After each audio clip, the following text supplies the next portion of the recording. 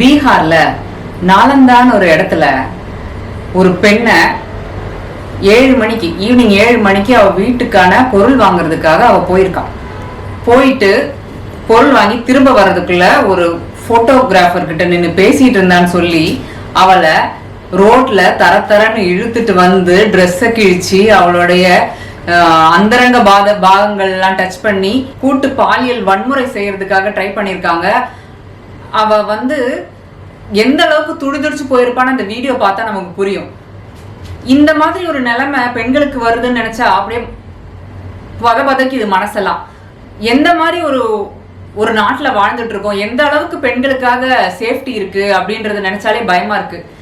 ஆனா இன்னும் இங்க ஆளுங்கெல்லாம் என்ன பேசிட்டு இருக்காங்க, தமிழ்நாட்டுல பெண்களுக்கு பாதுகாப்பு இல்ல, பெண்கள் ரோட்ல போகும்போது இல்ல வேலைக்கு போகும்போது காலேஜ் போகும்போதெல்லாம் பெப்பர் ஸ்ப்ரே எடுத்துட்டு போகணுன்ற மாதிரி எல்லாம் அட்வர்டைஸ்மெண்ட் வரதை பார்க்கும்போது அவங்களெல்லாம் அப்படியே ரோட்ல நிக்க வச்சு அடிக்கலான்ற மாதிரி தோணுது.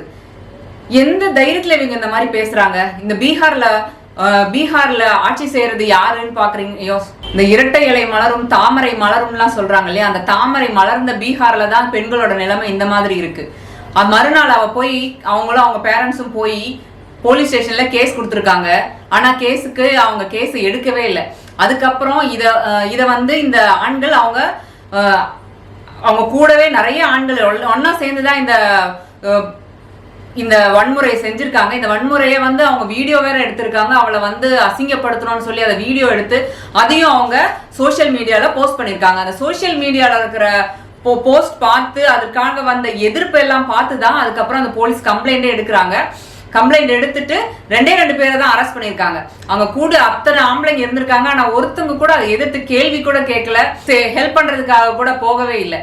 இந்த மாதிரி ஒரு நிலைமை வந்து இருக்குது. இத வந்து இந்த போலீஸ் வந்து ஜாதி பார்க்காம பாலிடிக்ஸ் பார்க்காம அவங்களுக்காக தண்டனையை வாங்கி கொடுக்கணும்ன்ற மாதிரி நம்மலாம் எதிர்பார்க்கிறோம். ஆனா யோசனை பண்ணி பாருங்களேன், இந்த மாதிரி ஒரு நிலைமை நமக்கு வரும்னு நினைச்சா நம்ம பசங்களுக்கோ நமக்கோ இந்த மாதிரி நிலைமை வருதுன்னு யோசனை பண்ணாலே நமக்கு பதக்கிது. அப்படி நீ தூக்கமே வராதுன்ற மாதிரி இருக்கு அந்த வீடியோ பார்த்ததுல இருந்து.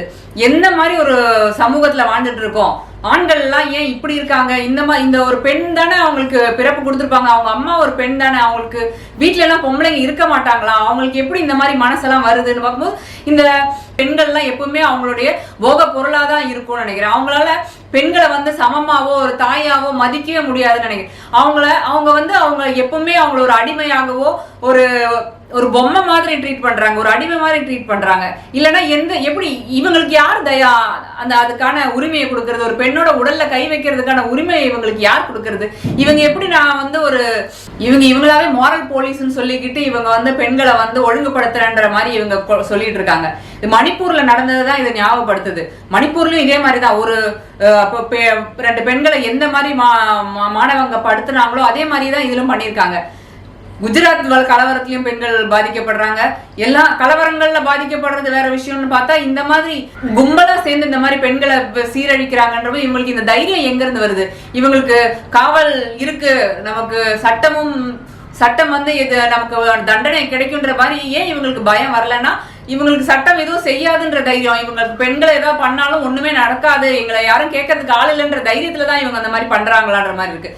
சோ இவங்க நார்த் இந்தியால, அதாவது மத்தியில இவங்களால ஆட்சி செய்யும் போதே நம்ம இந்தியா இந்த அளவுக்கு பின்னோக்கி போயிட்டு இருக்கேன்னு வருத்தமா இருக்கும்போது இவங்க வேற தமிழ்நாட்டிலையும் கேரளாலையும் இவங்க வந்து தாமரை மலர வைக்கிறாங்கன்னு போறாங்கன்ற சொல்லும் போது இன்னும் மனசுல பயமா தான் இருக்கு. பெண்களுக்கு எந்த விதமான ஒரு சேஃப்டியுமே இருக்காதுன்றது இதுல நிச்சயமா தெரியுது. இதனால இந்த தற்கொலைகளான ஆள்கள்லாம் ஏதோ ஒரு பிம்பத்தை நோக்கி போயிட்டு இருக்காங்க. ஆனா அவங்களுக்கு பெண்களின் சேஃப்டியை பத்தியும் பெண்களுக்கான பாதுகாப்பு பெண்களுக்கான உரிமை பத்தி பேசுறவங்க கிட்ட எல்லாம் இதை மட்டும்தான் சொல்ல வேண்டி இருக்கு. நீங்க பெண்களுக்கான சேஃப்டியை பத்தி யோசனை பண்றீங்கன்னா தயவு செய்து இந்த மாதிரி பிஜேபி ஆளும் மாநிலங்களை பத்தி கொஞ்சம் யோசனை பண்ணிட்டு எந்த கட்சிக்கு ஓட்டு போடணுன்றதை தீர்மானிக்க வேண்டி கேட்டுக்கிறேன்.